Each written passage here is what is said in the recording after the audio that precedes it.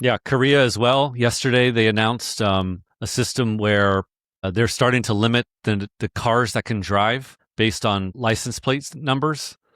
So things again harkening back to the 70s. I think my guess is, like I said earlier in the week and everything, that's going to flow to all Asian countries. Japan will be introducing things like that next. And then just as this thing prolongs, it'll just get progressively more stringent. So yeah, that's happening in Asia now. I think all the people that I listen to were talking about this last week. I wrote about most of this in the newsletter for last week. So forward looking, which I'll be writing in the newsletter tomorrow, is that the things that you're seeing in Asia now, which were talked about last week, are coming to Europe probably next week. So expect all this kind of stuff that we're talking about now to start happening in Europe next week, 10 days, something like that. That also sounds quite a bit like the COVID era. Yeah.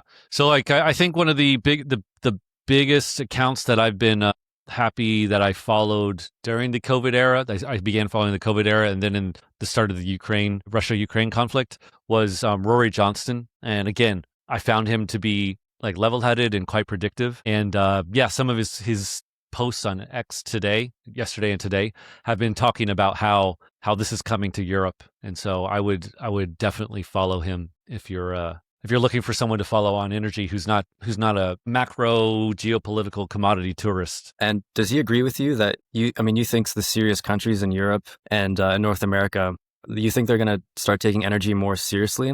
Or do you think they're going to double down on the green environmental stuff because now oil is apparently unviable and now we all got to work together and consume less and build more solar panels? Like, which way do you see it going? Because I kind of find that they're just going to double down on all of the environmentalism. Yeah, no, I don't know his views on that. I'm sure he's probably said somewhere. So I'd be curious to see what he said on that. Those are my personal optimistic views. I would say rational views. I can't imagine a rational person in a country full of humans that need energy to have disruption like this, like real disruption with like quality of life. I can't imagine for that to not knock sense into the general public enough to kind of start.